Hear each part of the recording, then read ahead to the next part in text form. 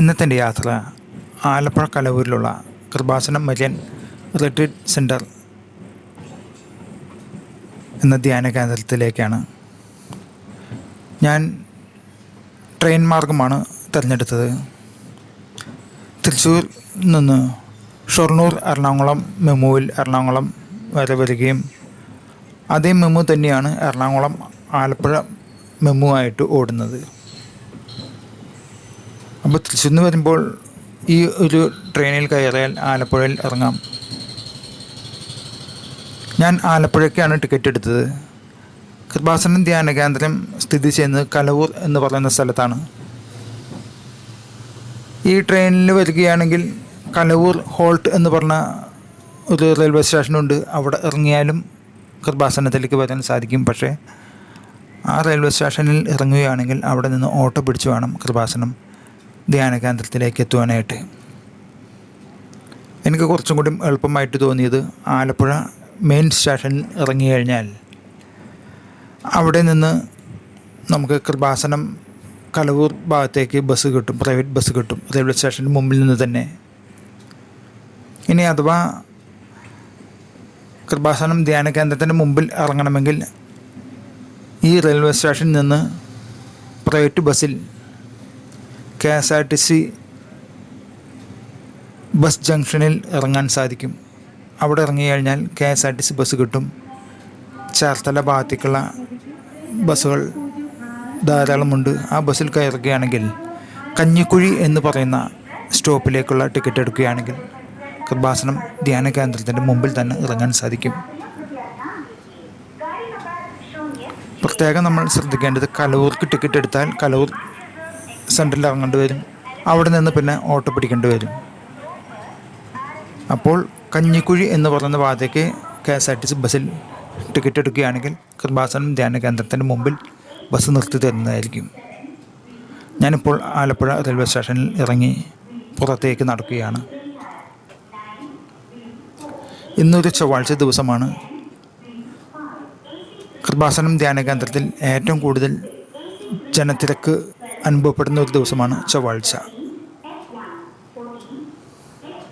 ധാരാളം പേർ അവിടെ കൃപാസനം ഉടമ്പടി എടുക്കുവാനും ഉടമ്പടി പുതുക്കുവാനായിട്ട് എത്തിച്ചേരുന്ന ദിവസമാണ് ചൊവ്വാഴ്ച.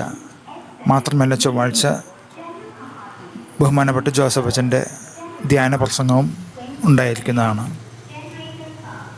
ഇതാണ് ആലപ്പുഴ റെയിൽവേ സ്റ്റേഷൻ. ഞാൻ റെയിൽവേ സ്റ്റേഷന് പുറത്തേക്ക് കടക്കുകയാണ്. ഇവിടെ നമുക്ക് ഓട്ടോ സർവീസും ഉണ്ട്.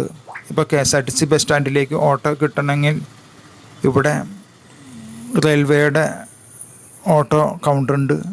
അവിടെ നിന്ന് നമുക്ക് ബുക്ക് ചെയ്ത് കഴിഞ്ഞാൽ ഓട്ടോയിൽ KSRTC ബസ് സ്റ്റാൻഡിലേക്ക് പോകാം. അല്ലെങ്കിൽ ഇവിടെ ധാരാളം പ്രൈവറ്റ് ബസ്സുകളുണ്ട്. ഈ ബസ്സുകൾ മിക്കതും തന്നെ KSRTC ജംഗ്ഷൻ കൂടിയാണ് പോവുക. ഞാനിപ്പോൾ കൃപാസനം കലൂർ ഭാഗത്തേക്കുള്ള ബസ്സിലാണ് കയറിയത്. ഈ പ്രൈവറ്റ് ബസ്സിൽ കയറുകയാണെങ്കിൽ കലൂർ സെൻറ്ററിലാണ് ഇറങ്ങാൻ സാധിക്കുക. കലൂർ സെൻറ്ററിൽ അവിടെ നിന്ന് പിന്നെ ഏകദേശം ഒരു 1.5 കിലോമീറ്റർ നടന്നു വേണം കൃപാസനം ധ്യാന കേന്ദ്രത്തിലെത്താനായിട്ട്. ഞാൻ സാധാരണ പ്രൈവറ്റ് ബസ്സിൽ കലൂർ സെൻറ്ററിലേക്കാണ് ടിക്കറ്റ് എടുത്ത് പോകാറ്. അവിടെ നിന്ന് പിന്നെ കുറച്ച് നടക്കാനുണ്ട്. അത് ഒരു നിയോഗം വെച്ച് നടക്കും എന്ന് മാത്രം. എനിക്ക് ഏറ്റവും ഇഷ്ടപ്പെട്ടൊരു ധ്യാന കേന്ദ്രം കൂടിയാണ് ആലപ്പുഴ കലവൂരിലുള്ള ഈ കൃപാസനം ധ്യാന കേന്ദ്രം. ഇപ്പോൾ ഞാൻ അതിന് മുമ്പിലാണ് നിൽക്കുന്നത്. ഈ ധ്യാന കേന്ദ്രത്തിന് മുമ്പ് ധാരാളം വഴിവാണിഭക്കാരുടെ ചെറിയ ചെറിയ കച്ചവടങ്ങൾ കാണാം. അവിടെ ധാരാളം ജപമാല, കൃപാസന മാതാവിൻ്റെ ലോക്കറ്റ്, ഫോട്ടോ, മാതാവിൻ്റെ ഫോട്ടോകൾ, നേർച്ച തിരികൾ എന്നിവയെല്ലാം ലഭിക്കും. പക്ഷെ അവയൊന്നും വെഞ്ചരിച്ചല്ല എന്ന് മാത്രം. വെഞ്ചരിച്ച തിരികൾ അതുപോലെ ജപമാല ലഭിക്കുന്നത് ഇപ്പോൾ നാം കാണുന്ന ഈ ഓഡിറ്റോറിയത്തിൻ്റെ വലത് ഭാഗത്തായിട്ടാണ്. 3-4 കൗണ്ടറുകളിലായിട്ട് അത്തരം നേർച്ച വസ്തുക്കൾ ലഭിക്കുന്നതാണ്. അത് ബഹുമാനപ്പെട്ട ജോസഫ് അച്ഛൻ വെഞ്ചരിച്ച് ബ്ലെസ് ചെയ്തിട്ടുള്ളതാണ്. അതുകൊണ്ട് നമുക്കവ വിശ്വാസപൂർവ്വം വാങ്ങിക്കൊണ്ടുപോകാൻ സാധിക്കും. ഇതാണ് മെയിൻ ഓഡിറ്റോറിയം എന്ന് പറയുന്ന സ്ഥലം, അതായത് കൗണ്ടർ നമ്പർ 12. കൗണ്ടർ നമ്പർ 13 വെഞ്ചരിച്ച നേർച്ച വസ്തുക്കൾ ലഭിക്കുന്ന കൗണ്ടറുകളായിട്ട് നമ്പർ ഇട്ടിട്ടുള്ളത്. ഇപ്പോൾ കൃപാസനം ഉടമ്പടി പേടത്തിൻ്റെ അടുത്തേക്ക് മാതാവിൻ്റെ പ്രദക്ഷിണമായിട്ട് പോകുകയാണ്. ആദ്യമായിട്ട് ഉടമ്പടി എടുക്കുന്നവരാണ് ഇങ്ങനെ ഈ ഓഡിറ്റോറിയത്തിൽ നിന്ന് പ്രാർത്ഥനാ ഗീതം ആലപിച്ചുകൊണ്ട് മാതാവിൻ്റെ തിരുസ്വരൂപം, മുത്തുകുട, ധൂപകുറ്റി, മണി, വിളക്ക് എന്നിവയുടെ അകമ്പടിയോടെ പോകുന്നത്. ആദ്യമായിട്ട് ഉടമ്പടി എടുക്കുന്നവർ ആദ്യമായിട്ട് ഉടമ്പടി എടുക്കുമ്പോൾ അവർ ഈ ഹാളിൻ്റെ പിൻഭാഗത്ത്, മെയിൻ ഹാളിനോട് ചേർന്ന് വലതു ഭാഗത്തായിട്ട് നിരവധി കൗണ്ടറുകൾ കാണാൻ സാധിക്കും. ഓരോ കൗണ്ടറിനും ഓരോ നമ്പറുകൾ ഇട്ടിട്ടുണ്ട്. മെയിൻ ഹാളിന് 1-ാം നമ്പർ എന്നാണ് കൊടുത്തിട്ടുള്ളത്. 2, 3, 4, 5, 6, 7 അങ്ങനെ നമ്പറുകൾ ഇട്ടിട്ടുണ്ട്. ഞാൻ പറഞ്ഞുവല്ലോ, 11-ാം നമ്പർ ഇട്ടിട്ടുള്ളതാണ് ഓഡിറ്റോറിയം. 12 എന്നിട്ടുള്ളതാണ് കൃപാസനം നേർച്ച വസ്തുക്കൾ ലഭിക്കുന്ന കൗണ്ടറുകൾ. ഈ ഇടനാഴി കടന്നു വേണം മെയിൻ ഹാളിലേക്ക് എത്താനായിട്ട്. അവിടെയാണ് കൃപാസന മാതാവിൻ്റെ വലിയ ഒരു രൂപം സ്ഥാപിച്ചിട്ടുള്ളത്. ആ രൂപത്തിനടുത്ത് തന്നെയാണ് കൃപാസനം ഉടമ്പടി പേടകം കാണാൻ സാധിക്കുക. ഈ പ്രദക്ഷിണം പോകുന്നത് അങ്ങോട്ടാണ്. അവിടെ ചെന്ന് കഴിയുമ്പോഴാണ് നമുക്ക് കൃപാസനം തൈലം, വെഞ്ചരിച്ച മാതാവിൻ്റെ കാശുരൂപം എല്ലാം ലഭിക്കുന്നത് അവിടെയാണ്. അവിടെ 7 നിലവിളക്കുകളിൽ ഏതെങ്കിലും ഒന്നിൽ നമുക്ക് ലഭിച്ച വെഞ്ചരിച്ച തൈലം അല്പം ഒഴിച്ച് ഒരു തിരി തെളിയിച്ച്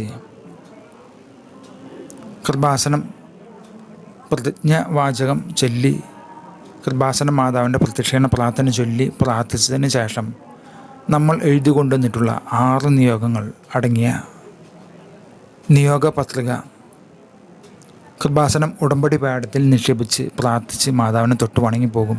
അതാണ് കൃപാസനം ഉടമ്പടിയുടെ ഒരു ക്രമം. ഈ ഉടമ്പടി എടുക്കുമ്പോൾ ആദ്യമായിട്ട് വരുന്നവർ 2-ാം നമ്പർ കൗണ്ടർ,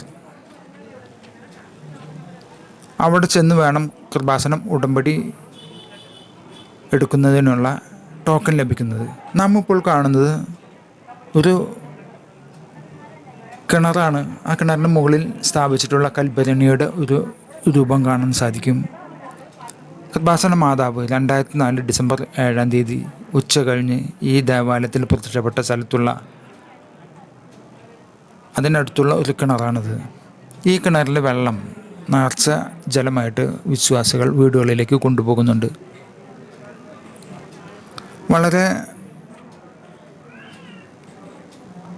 ഭക്തിസാന്ദ്രമായ ഒരു അന്തരീക്ഷമാണ് ഇവിടെ നമുക്ക് അനുഭവപ്പെടുക. എല്ലാവരും ഒരേ ഒരു പ്രാർത്ഥനയാണ്. തങ്ങൾക്ക് വേണ്ടുന്ന ആവശ്യങ്ങൾ, നിയോഗങ്ങൾ, ഉടമ്പടികൾ അവ ലഭിച്ചു കിട്ടുന്നതിന് വേണ്ടി കൃപാസന മാതാവിൻ്റെ മുമ്പിൽ പ്രാർത്ഥിക്കുന്ന ഒരു പ്രാർത്ഥന അന്തരീക്ഷമാണ് ഈ ദേവാലയത്തിൽ നമുക്ക് വരുമ്പോൾ അനുഭവപ്പെടുക. ഇത് കൃപാസന മാതാവിൻ്റെ ഒരു പൂർണ്ണകായ പ്രതിമയാണ്. ബഹുമാനപ്പെട്ട ജോസഫ് അച്ഛന് 2004 ഡിസംബർ 7-ാം തീയതി ഇതേ രൂപത്തിലുള്ള മാതാവിൻ്റെ ഒരു ദർശനമാണ് ലഭിച്ചത്. സിൽവർ ഗ്രേ കളറിൽ മാതാവിൻ്റെ വിമല ഹൃദയത്തിൽ ഒരു ക്ലോക്കിൻ്റെ ചിഹ്നം, ആ രൂപത്തോട് കൂടിയിട്ടുള്ള മാതാവിൻ്റെ ഒരു പ്രതിമയാണ് അവിടെ സ്ഥാപിച്ചിട്ടുള്ളത്. അതിനു മുമ്പിൽ താഴെ വെഞ്ചരിച്ച മണ്ണ് ലഭിക്കുന്ന സ്ഥലമുണ്ട്. പല ഭക്തജനങ്ങളും അവിടെ നിന്ന് ആ മണ്ണ്, വെഞ്ചരിച്ച മണ്ണ് അല്പം എടുത്ത് അവരവരുടെ ഭവനങ്ങളിലേക്ക് കൊണ്ടുപോകുന്നത് കാണാൻ സാധിക്കും. അതെന്തിനാണെന്ന് വെച്ചാൽ പലരുടെയും വീട് വിൽപ്പന നടക്കാത്ത അവസ്ഥ, സ്ഥല വിൽപ്പനയ്ക്ക് നേരിടുന്ന തടസ്സങ്ങൾ, ഇവയെല്ലാം മാറി കിട്ടുന്നതിന് വേണ്ടിയിട്ടാണ് ഈ വെഞ്ചരിച്ച മണ്ണ് കൊണ്ടുപോയി അവരുദ്ദേശിച്ച സ്ഥലത്ത് അത് നിക്ഷേപിക്കുകയും പ്രാർത്ഥിച്ച് നിയോഗം വെച്ച് പ്രാർത്ഥിച്ചു കഴിഞ്ഞാൽ വളരെ വേഗത്തിൽ സ്ഥല വിൽപ്പനയായാലും വീട് വിൽപ്പനയായാലും നടക്കും എന്നുള്ള അനേകം സാക്ഷ്യങ്ങളുടെ വെളിച്ചത്തിലാണ് പലരും ഇവിടെ നിന്ന് മണ്ണ് കൊണ്ടുപോകുന്നത്. ഇപ്പോൾ നാം കാണുന്ന ഈ ഭാഗത്ത്, ഇടത് ഭാഗത്താണ് കൗണ്ടറുകൾ കാണാൻ സാധിക്കുക. കൃപാസനം ഉടമ്പടി എടുക്കാൻ 2-ാം നമ്പർ കൗണ്ടറിൽ നിന്നും ടോക്കൺ ലഭിക്കും. അതാണ് നാം ഇപ്പോൾ ഈ മാതാവിൻ്റെ രൂപത്തിൻ്റെ വലതുഭാഗത്തായിട്ട് കാണുക.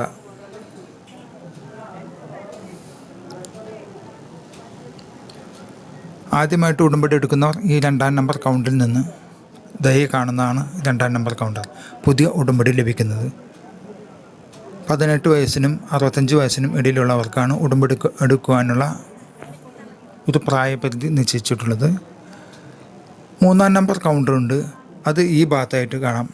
ഇപ്പോൾ നാം കാണുന്നതാണ് 3-ാം നമ്പർ കൗണ്ടർ. അവിടെയാണ് ഉടമ്പടി പുതുക്കുന്നവർ ടോക്കൺ ലഭിക്കുന്നത്. അവിടെയാണ് ഉടമ്പടി എടുക്കുന്നവർക്കും പുതുക്കുന്നവർക്കും പ്രത്യേക ക്ലാസ്സുകൾ ഈ ബിൽഡിങ്ങിൻ്റെ മുകളിലായിട്ട് നടത്തപ്പെടുന്നുണ്ട്.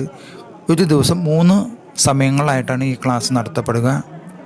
കൃപാസന ഉടമ്പടി ആദ്യമായിട്ട് എടുക്കുന്നവർക്ക് ഈ ബിൽഡിങ്ങിൻ്റെ 2-ാമത്തെ നിലയിലും ഉടമ്പടി പുതുക്കുന്നവർ 1-ാമത്തെ നിലയിലുമാണ് അവർക്ക് ഒരു പ്രത്യേക ക്ലാസ്.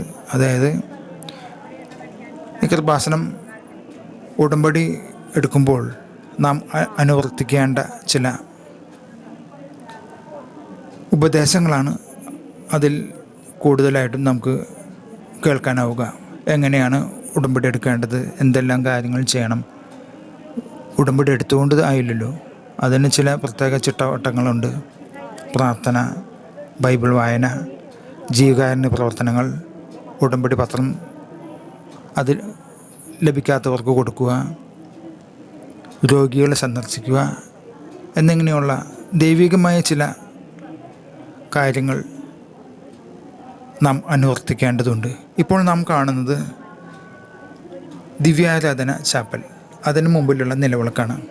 ഇത് ഉടമ്പടി പുതുക്കുന്നവർ ഈ നിലവിളക്കിലാണ് അവർക്ക് ലഭിക്കുന്ന ഉടമ്പടി തൈലം അല്പം ഒഴിച്ച് തിരി തെളിയിച്ച് ഈ ചാപ്പലിനുള്ളിലാണ് അവർക്ക് വേണ്ടുന്ന ഉടമ്പടി പ്രതിജ്ഞയും പ്രദക്ഷിണ പ്രാർത്ഥനയും അതിനുശേഷം അവർ കൊണ്ടുവന്നിട്ടുള്ള നിയോഗങ്ങൾ എഴുതിയിട്ടുള്ള ഉടമ്പടി പത്രിക നിക്ഷേപിക്കുന്നത് ഈ ചാപ്പലിനുള്ളിലാണ്.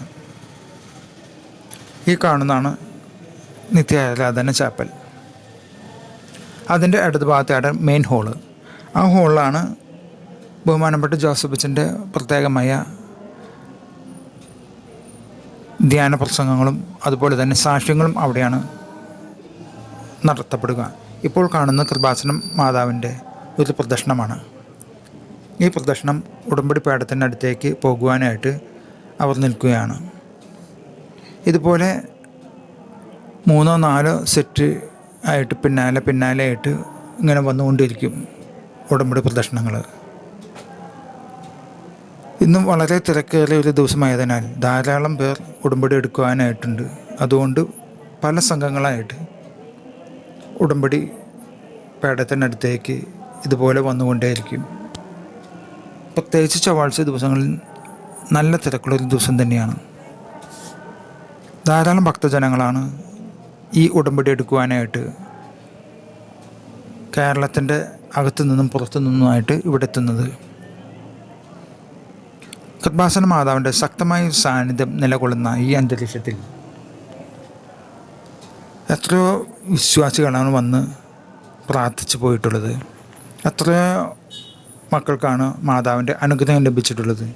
എത്രയോ മക്കളാണ് ഇവിടെ ഈ കൃപാസന ദേവാലയത്തിൽ സാക്ഷ്യങ്ങളായിട്ട് പറഞ്ഞിട്ടുള്ളത്. അതിന് യാതൊരു കയ്യും കണക്കുമില്ല. അത്രമാത്രം ശക്തമായ ഒരു ദൈവിക ഇടപെടൽ ഈ ദേവാലയത്തിൽ നടക്കുന്നു. അതുതന്നെയാണ് ഓരോ ദിവസം ചെല്ലും തോറും ഇവിടെ വർദ്ധിച്ചു വന്ന ഈ ഭക്തജനങ്ങളുടെ തിരക്ക്. നാനാജാതി മതസ്ഥരാണ് ഇവിടെ എത്തുന്നത്. അവരിൽ ഹിന്ദു എന്നോ മുസൽമാൻ എന്നോ ക്രിസ്ത്യാൻ എന്നോ യാതൊരു വേർതിരിവുമില്ല. പണ്ഡിതനെന്നോ പാമരനോ യാതൊരു വ്യത്യാസവുമില്ല. എല്ലാവർക്കും ഒരേ പരിഗണനയാണ് മാതാവിൻ്റെ മുമ്പിൽ. മാതാവിൻ്റെ മുമ്പിൽ എല്ലാ മക്കളും സമ്മന്മാരാണ്. ഒരു അമ്മ പെറ്റ മക്കളെ പോലെ വേർതിരിവില്ല എന്നർത്ഥം. നാം ഇപ്പോൾ കാണുന്നത് കൃപാസന മാതാവിൻ്റെ രൂപം. അതിനടുത്തായിട്ട് യേശുവിൻ്റെ ക്രൂശിത രൂപം കാണാൻ സാധിക്കും. ഉടമ്പടി എന്ന് പറയുന്നത് നാം യേശുവുമായിട്ട് എടുക്കുന്നൊരു പ്രാർത്ഥന ഉടമ്പടിയാണ്. അതിന് കൃപാസന മാതാവ് മധ്യസ്ഥം നിൽക്കുന്നെന്ന് മാത്രം. ഉടമ്പടി എന്ന് പറയുമ്പോൾ നമുക്ക് ബൈബിളിൽ പല സമയങ്ങളിലായിട്ട് പലതരം ഉടമ്പടികൾ ബൈബിളിൽ കൊടുത്തിട്ടുണ്ട്. നോഹയ്ക്ക് കൊടുത്ത ഉടമ്പടി, അബ്രഹാമിന് കൊടുത്ത ഉടമ്പടി എന്നിങ്ങനെ നിരവധി ഉടമ്പടികൾ ബൈബിളിൽ പല കാലങ്ങളിലായിട്ട് നൽകിയിട്ടുണ്ട്. അതിൽ ഒന്നാണ് ഈ മരിയൻ ഉടമ്പടി. അത് ഇപ്പോൾ നാം ഇവിടെ അനുവർത്തിക്കുന്ന ഉടമ്പടിയാണ്. ഇത് മാതാവിൻ്റെ ശക്തമായ ഒരു സന്ദേശത്തിൻ്റെ വെളിച്ചത്തിലാണ് ബഹുമാനപ്പെട്ട ജോസഫ് അച്ഛൻ ഈ ഉടമ്പടി രൂപപ്പെടുത്തിയതും അതിൻ്റെ ശക്തി ചൈതന്യം എത്രയോ ജനങ്ങളിലേക്ക് എത്തിച്ചേർന്നിരിക്കുന്നു. ഓരോ ദിവസവും എത്രമാത്രം ഭക്തജനങ്ങളാണ് ഇവിടെ എത്തുന്നത്. നാം ഇപ്പോൾ കാണാം എത്രയോ പ്രദക്ഷിണങ്ങളാണ് പിന്നിലായി വന്ന് നിൽക്കുന്നത്. ഇവരെല്ലാവരും അവരുടെ ഊഴം കാത്തു നിൽക്കുകയാണ് മാതാവിൻ്റെ മുമ്പിൽ തങ്ങളുടെ നിയോഗ പത്രിക പ്രാർത്ഥിച്ച് നിക്ഷേപിക്കുന്നതിന് വേണ്ടിയിട്ട്. നല്ല തിരക്കുള്ളൊരു ദിവസം തന്നെയാണ്. ഈ കാണുന്ന എല്ലാം ഉടമ്പടി പ്രദക്ഷിണങ്ങളാണ്. ഓരോ പ്രദക്ഷിണത്തിൻ്റെയും കൂടെയും 30-40 പേരടങ്ങുന്ന സംഘങ്ങൾ. അങ്ങനെ ഇത് കാലത്ത് മുതൽ ഉച്ചതിരിയുന്നത് വരെ ഇത്തരം പ്രാർത്ഥന കൂട്ടങ്ങൾ കൃപാസന മാതാവിൻ്റെ മുമ്പിൽ എത്തിച്ചേരും. ദിവസത്തിൽ 3 ക്ലാസ്സുകളാണ് ഉടമ്പടിയെ സംബന്ധിച്ചുണ്ടാവുക. അതിന് ശേഷമാണ് ഈ ഉടമ്പടി എടുക്കുന്നതും പുതുക്കുന്നവർക്കുമുള്ള ഈ പ്രദർശനങ്ങൾ ഉണ്ടായിരിക്കുക. ഉടമ്പടി ആദ്യമായിട്ട് എടുക്കുന്നവർക്ക് 11-ാം നമ്പർ എന്ന് രേഖപ്പെടുത്തിയിട്ടുള്ള ഓഡിറ്റോറിയത്തിൽ നിന്നാണ് അവർക്കുള്ള പ്രദർശനം ആരംഭിക്കുന്നത്. എന്നാൽ ഉടമ്പടി പുതുക്കുന്നവർ 13-ാം നമ്പർ എന്ന നമ്പർ ഇട്ടിട്ടുള്ള കൃപാസന മെയിൻ ഹാളിൻ്റെ മുൻഭാഗത്തുള്ള ഒരു ചെറിയ ഒരു ചാപ്പൽ കാണാം. മാതാവിൻ്റെ ഒരു രൂപം അവിടെയുണ്ട്. അവിടെ നിന്നാണ് ആ പ്രദർശനം ആരംഭിക്കുന്നത്.